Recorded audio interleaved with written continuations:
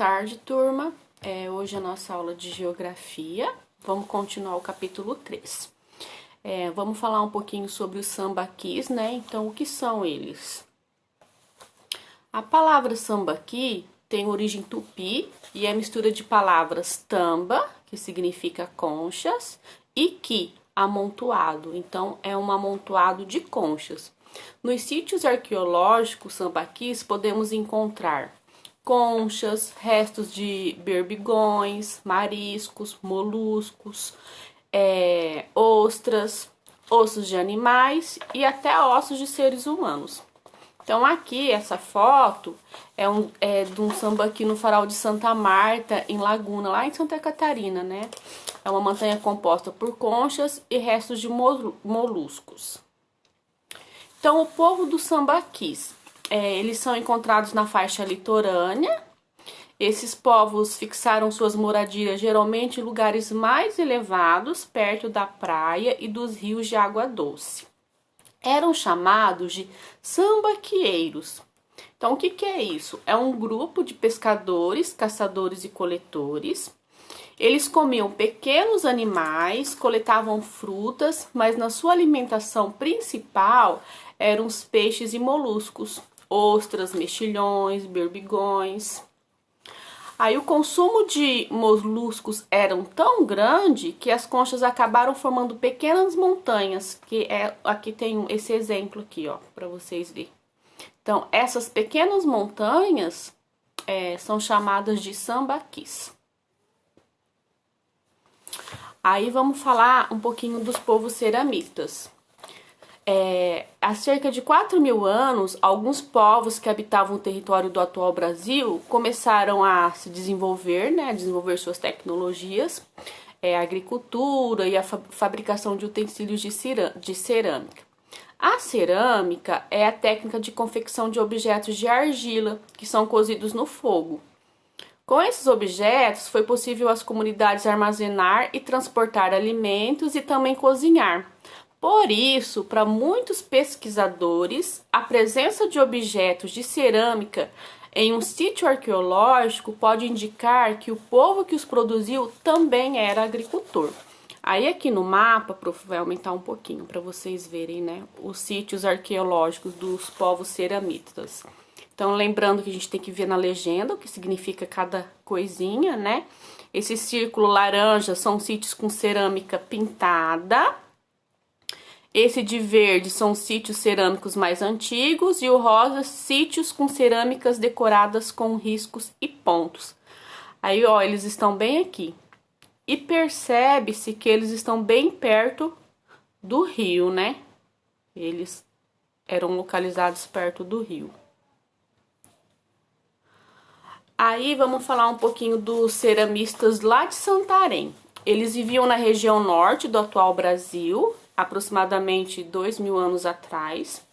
Foram exímios ceramistas, produziram as peças de cerâmicas mais bem elaboradas do mundo. Além de peças utilitárias, o povo de Santarém produziu belíssimas estatuetas e vasos decorativos. Muito pouco se sabe o povo de Santarém. Eles deixaram muito pouco além de suas peças de cerâmicas. Aí aqui nós temos dois exemplos, né? Lá na página 37, vocês vão ver esse vaso aqui, ó. Esse vaso é um vaso de cerâmica de Santarém, em formato de taça. Ele foi feito há cerca de 3.000 anos atrás. Esse tipo de objeto é chamado de cariátides. Então, na parte superior da taça foram esculpidas cabeças de anta e de urubu-rei. Então, aqui nessa parte de cima foram esculpidas cabeça de anta e o de urubu-rei. Na arquitetura, né, o designer deles é um pilar de formato de mulher. Aqui, essas três embaixo aqui, ó. Trata-se de 3 mulheres esculpidas, como se estivessem sustentando essa parte do vaso aqui, a parte de cima. Então, aqui, ó, são 3 mulheres que estariam sustentando a parte do vaso, a parte superior. Aí, vamos falar também dos agricultores de Marajó.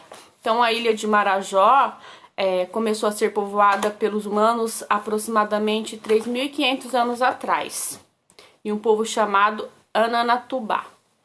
Eles eram agricultores e ceramistas, cultivavam a mandioca e produziam vasos de cerâmica simples, decorados apenas com linhas e pontos. Aproximadamente 1.800 anos atrás, surgiu na ilha uma nova cultura, provavelmente herdeira dos Ananatubá, que é o povo marajoara. Esse povo, eles construíram morros nas margens dos rios para se proteger das constantes cheias dos rios. Foi uma sociedade bastante complexa, desenvolveram um complexo sistema agrícola que se valia das cheias dos rios e criou peças de cerâmicas muito elaboradas e bonitas. Assim como o povo de Santarém, não se sabe muito, né, sobre eles. Aí aqui nós temos o exemplo de dois vasos, né, lá na página 37 tem esse aqui, ó, esse modelo aqui. Ele foi feito há cerca de 3.500 anos e possivelmente era usado como uma urna funerária, né? Quando a pessoa falecia, eles queimavam as pessoas, né? Era um costume da época. Aí os restos eles colocavam dentro do vaso. A urna representa o corpo de uma mulher e os padrões pintados na cerâmica podem trazer informações a respeito de quem eram os restos mortais contidos nela. Então, o que pintava aqui e trazia informações sobre os restos mortais da pessoa. A expansão das técnicas ceramistas e agrícolas no território do atual Brasil. Então, aproximadamente 2.000 anos atrás, as técnicas de produção agrícola e ceramistas foram difundidas entre vários grupos humanos espalhados por todos os territórios. Contudo, essas técnicas foram adaptadas pelas diversas culturas humanas existentes no território. Esses grupos desenvolveram um modelo de vida bastante singular que combinava o nomadismo, a caça e coleta com a agricultura, domesticação de animais e o sedentarismo. Essas sociedades ocuparam quase todo o território e são antepassados diretos dos atuais índios do Brasil. Aí, sobre a pintura rupestre, que a gente encontra em cavernas. As pinturas rupestres são um dos principais registros deixados pelas primeiras comunidades humanas e podem ser encontradas em diferentes continentes. Elas eram feitas em rochas, como paredes de caverna. Aí, como que fazia, né? Com as mãos. A tinta era produzida a partir de uma pintura. Então, eles faziam com restos de carvão, terra, plantas, animais e minerais. Essas pinturas geralmente retratavam animais, cenas de caçada ou outras atividades cotidianas das pessoas que a produziam. No Brasil, nós temos vários sítios arqueológicos onde é possível encontrar pinturas rupestres. Aí observe a seguir uma delas. Aqui. Aí tem no livro aí. Aqui é uma pintura rupestre, cerca de 12.000 anos, encontrada na caverna do Parque Nacional da Serra da Capivara, em São Raimundo Nonato. Aí aqui é de 2015, essa foto. Isso aqui é uma legenda explicando a pintura rupestre, tá? Quando ela foi encontrada, em que local que ela foi encontrada. Aí aqui nós temos uma outra. Aqui é do Parque Nacional da Serra da Capivara. No Brasil, o Parque Nacional da Serra da Capivara, do Piauí, lá na região nordeste do país, ele abriga o maior e o mais antigo acervo rupestre da América. Aí aqui nós temos essa pintura rupestre, lá no Parque Nacional da Serra da Capivara, que é a mesma, né? Não é a mesma foto, mas foi feita no mesmo lugar, tá bom?